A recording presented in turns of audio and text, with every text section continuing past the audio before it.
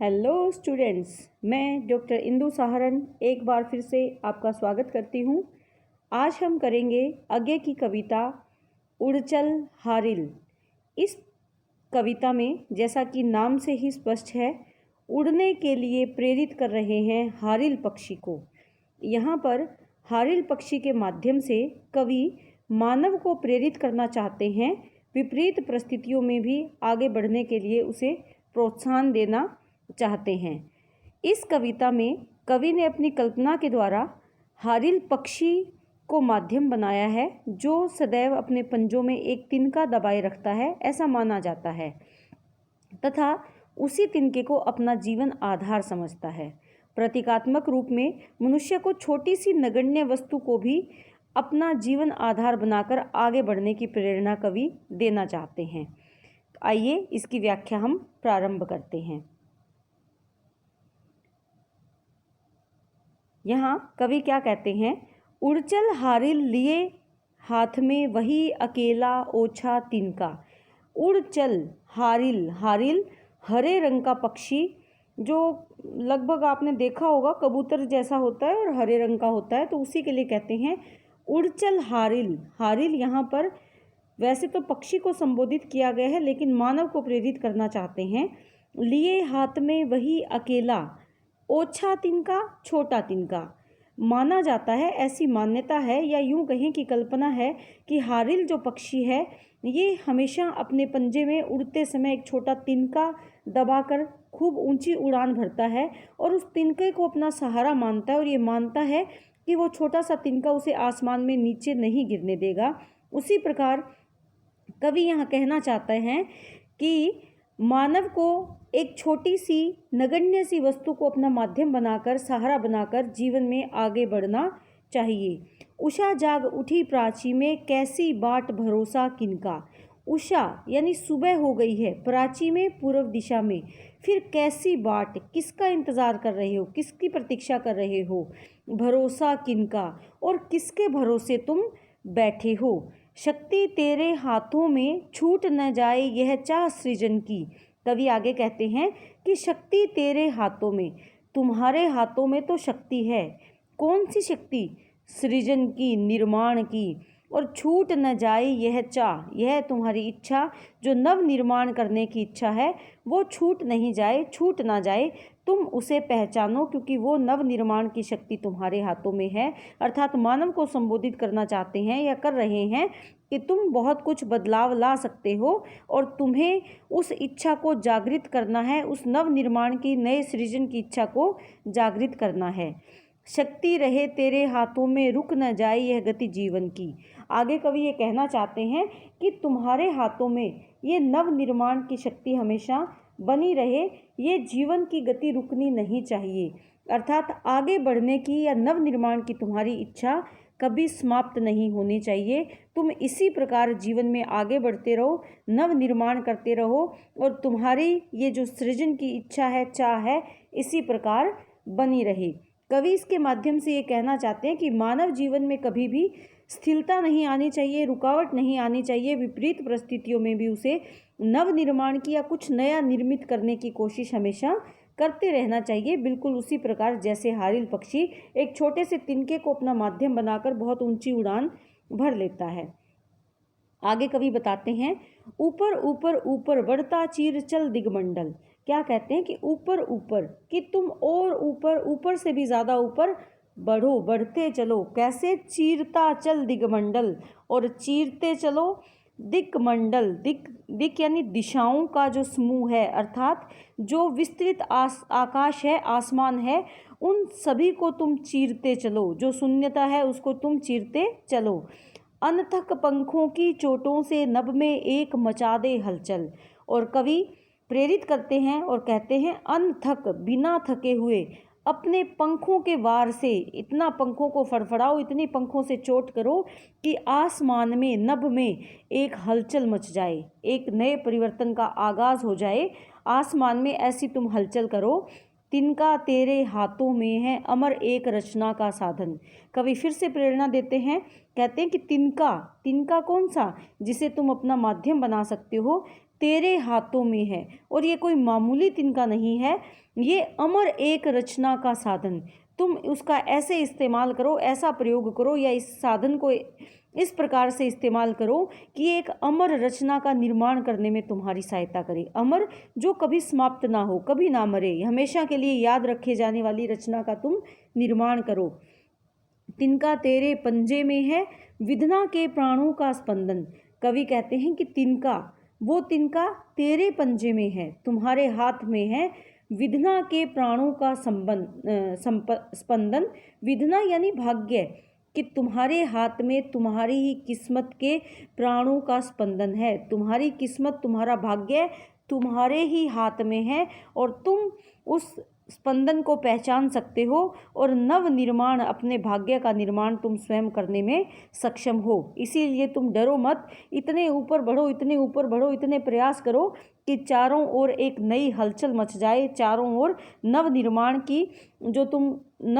की एक रचना का निर्माण करो, या एक नई रचना का निर्माण करो जो तुम्हें अमरता प्रदान करे। आगे कवि कहते हैं, कांप न यद्यपि दशों दिशा में तुझे शून्य नभ घेर रहा है। कांप न, कि कांपो मत, डरो मत, घबराओ मत। यद्यपि दशों दिशाओं में, चारों ओर विस्तृत आसमान में, शून्य नभ, खाली आसमान, तुम्हें लगे कि वो मुझे खाली आसमान घेर रहा है, तो तुम्हें डरना नहीं है, उस शून्यता से तुम्हें घबराना नहीं है। रुक न यद्यपि उपहास जगत का तुझको पथ से हेर रहा है। रुक न, रुको मत, यद्यपि, यदि, उपहास यानी मजाक, जगत का, संसार का, यदि संसार के लोग तुम्हारा मजाक उड़ा रहे हैं, तुम्हारा उपहास उड़ा रहे हैं, और तुझे पथ से हेर रहा है, भटका रहे हैं, उनके द्वारा किया गया उपहास अगर तुझे पथ से डगमगाने की कोशिश कर रहे हैं, तो भी तुम रुको मत, आगे बढ़ते चलो। तू मिट्टी था, किंतु आज मिट्टी को तूने बांध लिया है। कवि प्रेरित करते हुए कहते हैं कि कोई समय था जब तुम मिट्टी थे, अर्थात मानव जीवन क्या है, मिट्टी जो उत्पन्न होता है और इसी मिट्टी में समाप्त हो जाता है। लेकिन वो क्या कहते हैं, किंतु आज मिट्टी को तूने बांध लिया है, लेकिन आज तुम बदल गए हो। किसी समय तुम मिट्टी थे, तुच्छ थे, लेकिन आज तुमने परिवर्तन करना सीख लिया है, आज तुमने नव निर्माण करना सीख लिया है, बांध लिया है, अर्थात कुछ नया सृजन करना, उसी मिट्टी से नव निर्माण करना तुमने सीख लिया है। तू था सृष्टि, किंतु सृष्टा का गुर तूने पहचान लिया है। कि तू सृष्टि यानी रचना, कि तुम रचना थे, किसकी रचना, ईश्वर की, भगवान की। किंतु सृष्टा यानी रचनाकर्ता का, अर्थात ईश्वर रचना करता है, और आज तुमने उसी रचनाकर्ता का जो गुर है, तरीका है, नई रचना करने का जो तरीका है, तूने जान लिया है, पहचान लिया है। इसीलिए कवि बताते हैं कि परिस्थितियां चाहे कैसी भी हों, लेकिन तुम्हें आगे बढ़ना है, रुकना नहीं है, डरना नहीं है, पथ से भटकना नहीं है। मिट्टी निश्चय है ये यथार्थ, पर क्या जीवन केवल मिट्टी है। प्रश्न करते हैं कवि कि माना कि मिट्टी ही यथार्थ है, सत्य है। मिट्टी कैसे, कि मिट्टी जीवन की वास्तविकता है, मनुष्य आया और इसी संसार की मिट्टी में मिल जाएगा, परंतु क्या केवल यही जीवन की वास्तविकता है, पर क्या जीवन केवल मिट्टी है। प्रश्न करते हैं कि क्या जो मानव का जीवन है वो बिल्कुल नगण्य है, बिल्कुल तुच्छ है। तू मिट्टी, पर मिट्टी से उठने की इच्छा किसने दी है। वो आगे कहते हैं कि तुम खुद मिट्टी थे, परंतु मिट्टी से उठने की इच्छा किसने दी है। वो क्या बताना चाहते हैं कि तुम स्वयं भी मिट्टी थे, लेकिन उस मिट्टी से नव निर्माण की शक्ति तुम्हें कहाँ से प्राप्त हुई है, उठने की ताकत तुम्हें कहाँ से प्राप्त हुई है, किसने तुम्हें ये शक्ति प्रदान की है। आज उसी उद्रवंग ज्वाल का तू है दुर्निर्वार हरकारा।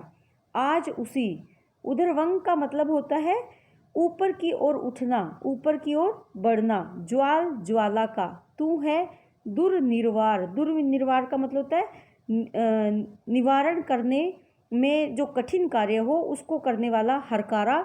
एक आवाज़, एक संदेश कि बुरे से बुरे या विपरीत परिस्थितियों में या कठिन से कठिन काम को करने क्या संदेश तुम दे रहे हो, और उसी जलती हुई ज्वाला के समान, जो ज्वाला आगे बढ़ने के लिए प्रेरित करती है, या जो ज्वाला रुकने के लिए प्रेरित नहीं करती बल्कि कुछ नया परिवर्तन लाने के लिए प्रेरित करती है, तुम उसी का संदेश देने वाले हो। दृढ़ ध्वज दंड बनना यह तिनका सूने पथ का एक सहारा। दृढ़, दृढ़ यानी जो पक्का। ध्वज दंड का मतलब होता है ध्वज यानी झंडा या पताका, दंड अर्थात जो झंडे को बांधने के लिए डंडा इस्तेमाल किया जाता है, दंड, या उसको जिस डंडे पर बांधा जाता है, जो सहारा दिया जाता है ध्वज को, वो दंड बनाना यह तिनका, कि ये तिनका मामूली तिनका नहीं है, उस तुम्हारे निश्चय के ध्वज का सहारा है, तुम्हारे सूने पथ का सहारा है। जो तुमने तिनका पकड़ लिया है, अर्थात जो नव निर्माण की शक्ति को तुमने पहचान लिया है, वो तुम्हारे जीवन में आगे बढ़ने के लिए एक दृढ़ निश्चय के समान है और वो तुम्हारे लिए सहारा बनने का कार्य करेगा। आगे कवि कहते हैं, मिट्टी से जो छीन लिया है वह तज देना धर्म नहीं है। कि मिट्टी से का यहाँ मतलब क्या है कि जो तुमने नया निर्माण करना सीख लिया है, उसे जो वस्तु तुमने छीन ली है या जिस वस्तु को तुम अपने इस्तेमाल के लिए तुमने पहचान लिया है, वह तज देना धर्म नहीं है। तज देना, त्याग देना। जो तुमने सीखा है, मिट्टी से जो तुमने प्राप्त किया है, नव निर्माण की शक्ति को जो तुमने प्राप्त किया है, उसे त्याग देना, ये तुम्हारा धर्म नहीं है। अर्थात ये एक व्यक्ति का धर्म नहीं है, उसे त्याग दे। जीवन साधन की अवहेलना कर्म वीर का कर्म नहीं है। जीवन साधन अर्थात जो हमारे जीने के साधन हैं, उनकी अवहेलना करना। अवहेलना का मतलब अनदेखा कर देना। कर्मवीर का कर्म नहीं है। एक कर्मवीर व्यक्ति का, कर्मवीर कौन होता है? जो कर्म करने में विश्वास रखता है, उसका कर्म नहीं है, उसका काम नहीं है। यानी कर्मवीर व्यक्ति कभी भी जीवन को जीने के लिए जो साधन है उसकी अवहेलना नहीं करता, उसे अनदेखा नहीं करता। जो अर्थात इसमें बताना चाहते हैं कि जो तुमने नव निर्माण को जान लिया है, सीख लिया है, तो अब तुम्हें उसे छोड़ना नहीं चाहिए। तुम्हें अपने जीवन रूपी साधन को नज़रअंदाज नहीं करना चाहिए। तिनका पथ की धूल स्वयं तू है अनंत की पावन धूली। कि जिस तिनके को, जिस नव निर्माण की शक्ति को तूने प्राप्त किया है, वो एक पथ की, रास्ते की, तुम्हारे जीवन रूपी मार्ग की धूल मात्र है। और स्वयं तुम भी तो अनंत की पावन धूली। अनंत यानी जो अनंत आकाश है या जो तुम्हारा जीवन है, उस अनंत ईश्वर के पैरों की पावन पवित्र धूल के समान हो। तुम भी उसका एक अंश मात्र हो, अनंत ईश्वर का अंश मात्र हो। किंतु आज तूने नभ पथ में क्षण भर में बद अमरता छू ली। लेकिन आज तुमने नभ पथ यहाँ पर क्या है? जो आकाश रूपी पथ होता है, मार्ग, नभ यानी आकाश, आकाश रूपी मार्ग में क्षण भर में, कुछ ही पलों में बद अमरता छू ली, कि तुमने अमरता को प्राप्त कर लिया है। उस अमरता को जो तुम्हें क्षण भर में ही मिल गई है। उषा जाग उठी प्राची में। आगे कवि संबोधित करते हैं, प्रेरित करते हैं कि प्राची में, पूर्व दिशा में सुबह हो गई है। आह्वान यह नूतन दिन का। और ये कोई मामूली सुबह नहीं है, ये आह्वान है। आह्वान क्या? पुकार है या प्रेरणा है नूतन दिन का, नए दिन का। उड़चल हारिल लिए हाथ में एक अकेला पावन तिनका। तो हे हारिल, हे मानव, तुम अपने हाथ में उस पवित्र तिनके को जो नव निर्माण के लिए तुम्हें सहयोग करेगा, उसे हाथ में पकड़कर आगे बढ़ो। वो अकेला तिनका ही तुम्हारी शक्ति है और उसे तुम पहचानो और जीवन रूपी मार्ग में आगे बढ़ो और नव निर्माण को करने में अपना सहयोग दो या समाज में अपना योगदान दो। तो हमने देखा कि किस प्रकार कवि ने हारिल पक्षी के माध्यम से मानव को प्रेरित किया है नव निर्माण करने के लिए, जीवन रूपी मार्ग में आगे बढ़ने के लिए। इसमें कवि ये बताना चाहते हैं कि हमारे लिए साधन महत्वपूर्ण नहीं है। साधन अगर थोड़े भी हैं तो कम साधनों के माध्यम से भी हम परिवर्तन लाने में सक्षम है, लेकिन हमारे अंदर उस संघर्ष शक्ति को जगाना ज़रूरी है। उस संघर्ष शक्ति को प्रेरणा या प्रेरित करना ज़रूरी है, ताकि मानव आगे बढ़कर नव निर्माण में अपना सहयोग दे सके।